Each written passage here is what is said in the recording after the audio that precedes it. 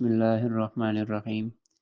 چہل احادیث کا سلسلہ چل رہا تھا اور اس میں 2 احادیث ہم نے تشریح کے ساتھ یہ مختصر وضاحت کے ساتھ دیکھ لی ہیں۔ کل 7 احادیث مکمل ہو چکی ہیں عربی عبارت اور ترجمے کے ساتھ، اور 2 احادیث کا ہم نے مختصر انداز میں ان کی وضاحت اور ان کی تشریح دیکھ لی ہے۔ اب ہم تیسری حدیث مبارکہ کی مختصر تشریح کرتے ہیں۔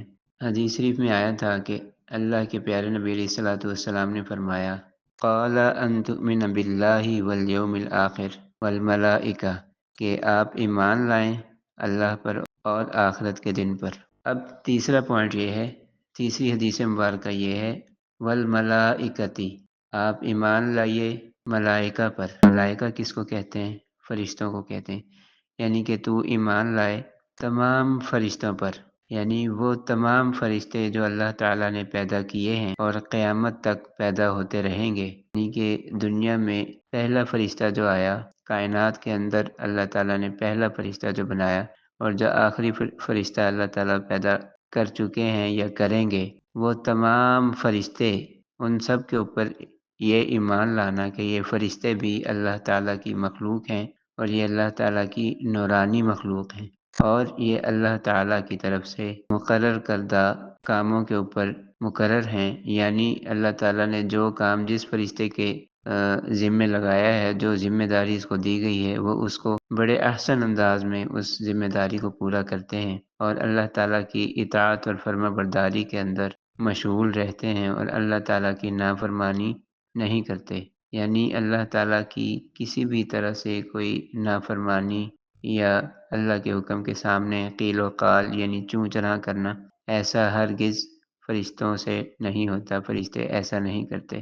تو اس طرح سے ایمان لانا کہ فرشتوں کو اللہ تعالیٰ نے جس طرح پیدا کیا ہے، جس مقصد کے لیے پیدا کیا ہے، اور جو بھی فرشتوں کے قرآن پاک میں یا احادیث مبارکہ میں فرشتوں کی صفات بیان کی گئی ہیں یا فضیلت بیان کی گئی، اسی طرح اس پر ایمان لانا، یہ ہمارے ایمان کا حصہ ہے۔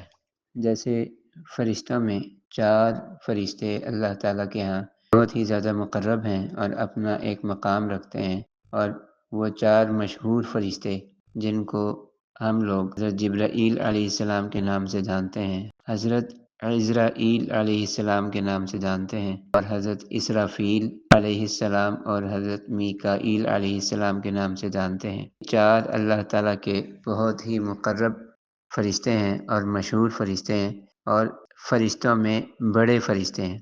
تو ان پر بھی اور باقی تمام فرشتوں پر بھی اسی طرح ایمان لانا کہ یہ اللہ تعالیٰ کی نورانی مخلوق ہیں، اللہ تعالیٰ نے جو کام ان کے ذمہ لگائے ہیں وہ ان کو بڑے احسن انداز میں پورا کر رہے ہیں، اور اللہ تعالیٰ کی نافرمانی کرنے کا فرشتوں سے کوئی امکان ہی نہیں ہے کہ کسی بھی درجے میں وہ اللہ تعالیٰ کی نافرمانی کریں۔ فرشتے اللہ تعالیٰ کی نافرمانی کرنے کی یوں سمجھ لیجیے کہ استطاعت ہی نہیں رکھتے، طاقت ہی نہیں رکھتے۔